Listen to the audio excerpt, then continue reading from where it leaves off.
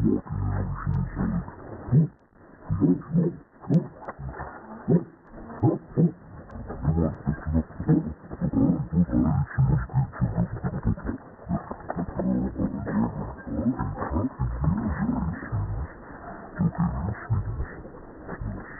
but thank you anyway. I'm just going to move some of this shit out of the way. But you might even say it's interdimensional dynamic range. Okay. You know, I don't know what it is, but like it's certainly not normal. How do you? So these photos were taken in the Winlaw Nature Park. Most of them all were taken in the nature park. Yes. Okay. And how did you get the colors? Like the different colors? Like no. Okay. The process that is used, most CCD cameras and film cameras will have the capability of capturing images in the ultraviolet and images in the infrared that you can't see with the human eye. Okay.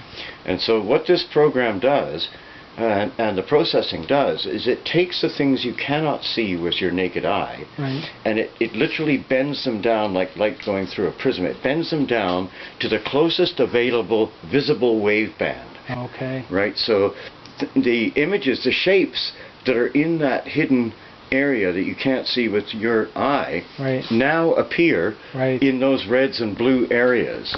And so what are some of the shapes that we're talking about here? For example,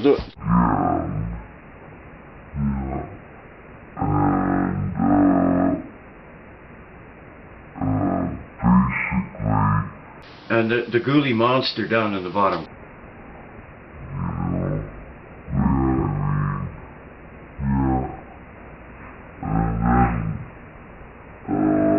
Yeah. But this one is in particular rather obvious. Yeah, that's the one. Yeah, with the.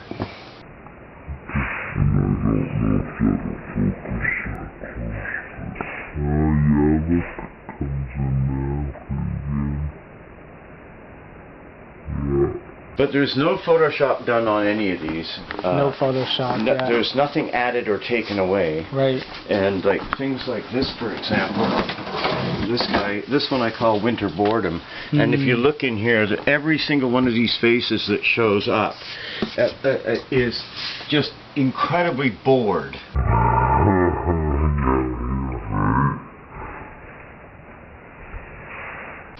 And the interesting thing is that most of the trees that have hidden images in them are near most of the footpaths and trails, right, in the park.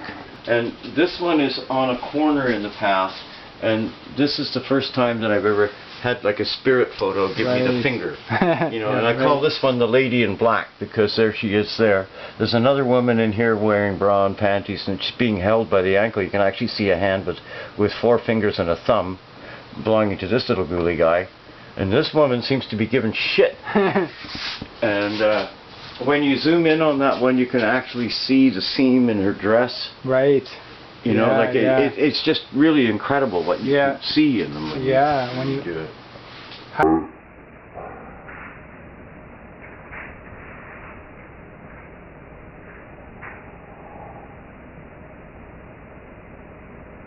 How do you explain? What is your theory on these species, these entities? I have no real explanation whatsoever, other than the fact that it's probably where all fairy stories and religions come from. It's probably the origin. People have either from using different psychedelic drugs or meditating for hours in a dark space and then coming out into the daylight, they have actually seen these things and written them down as pixies, fairies, ghosties, ghoulies, goblins, whatever. Right. And that's probably the origin of most religions and most folk beliefs. Right. Are these images that are actually there. They seem...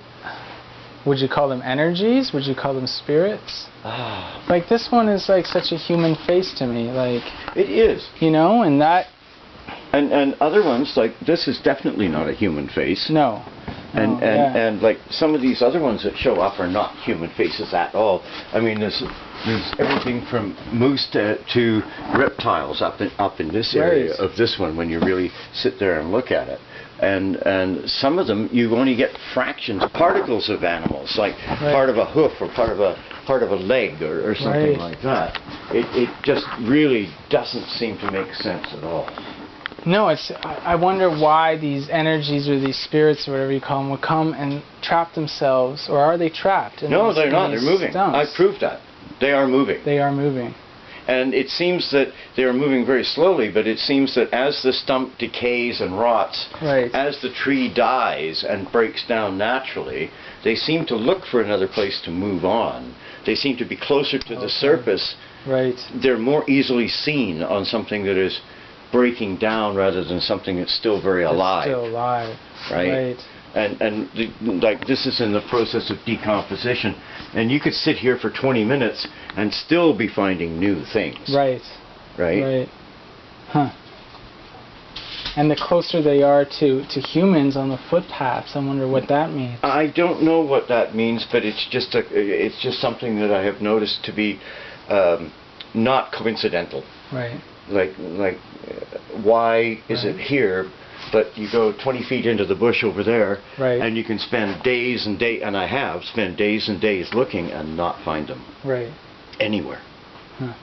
And the thing with fire is Earth, Air, Fire, and Water is the series that I started to do. And the thing with fire is that regardless of where it is or what it is, fire always has them. Moving water has them, but they're much more subtle and much. Fire is very, very quick. These are 500 to 1,000th of a second. And when you're sitting by a fire and you're nice and relaxed and you think you see images in the fire, you really are, but it's happening so quickly that it doesn't really have a chance to soak into your mind. Where on these photographs, you can sit there and study it and fill all the pieces in and go, yeah, that's what I thought I saw. I really did see it. It really was there. And that's what's fascinating about fire. But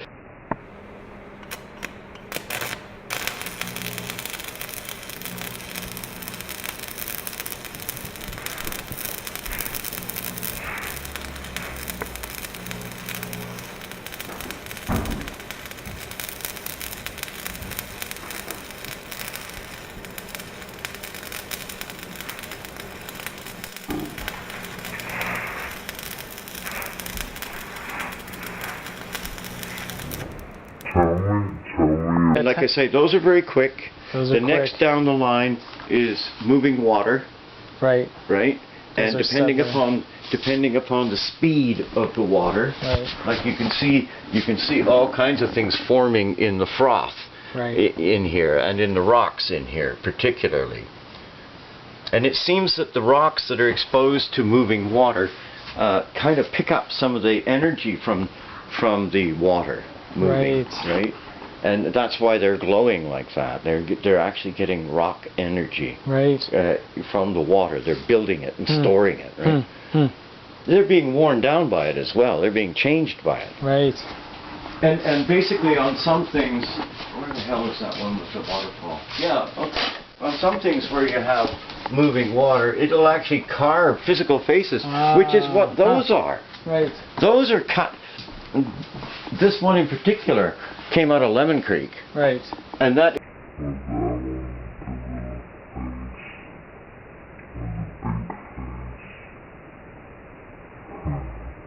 it's probably about 250 pounds. And it's cut with water. And that's water that's done that. The water did the carving. That's nature's artwork. That's nature's artwork.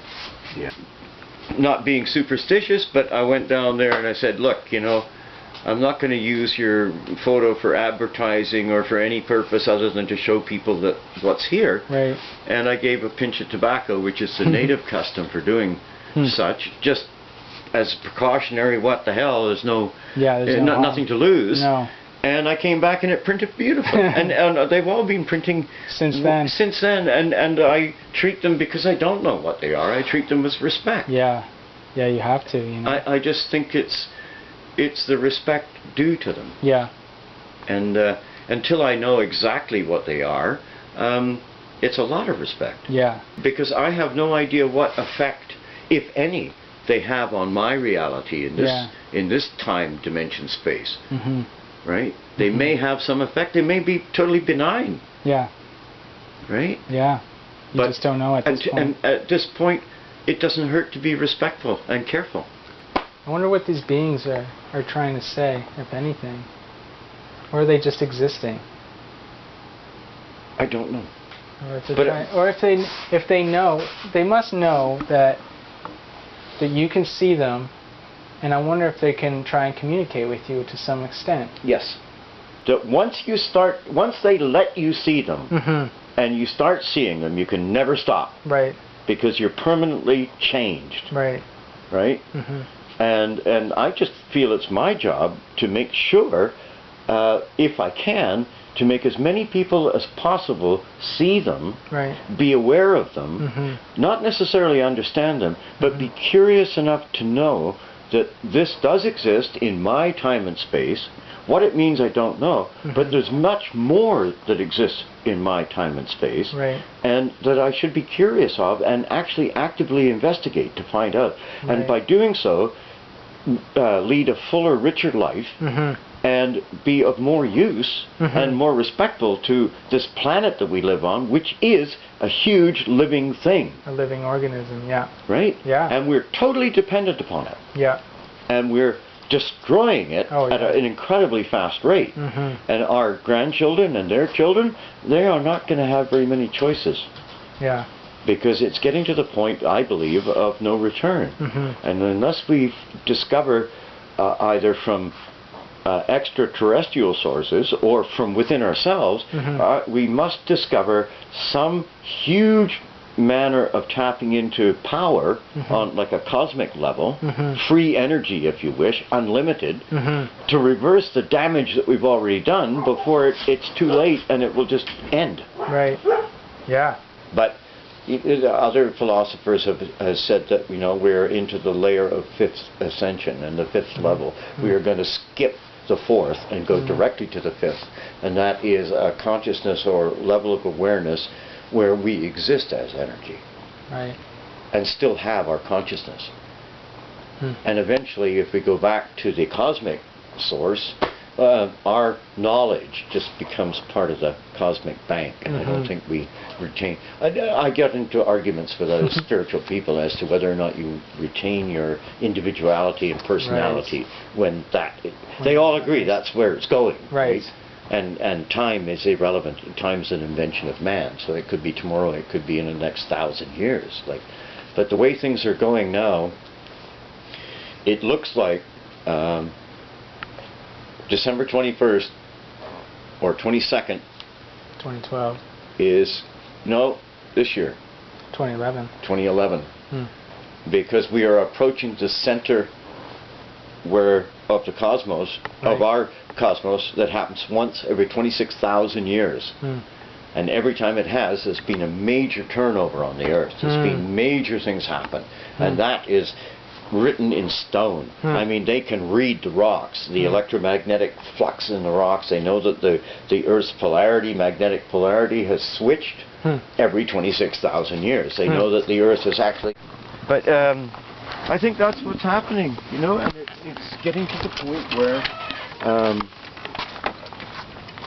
if there is a big bump, and it'll probably be economic. Oh, it'll be largely economic. And just think about it, like we're so lucky living out in the bush. Yeah. Because there's deer, there's trout, there's vegetables, there's wild herbs and plants, there's all kinds of stuff that we can survive.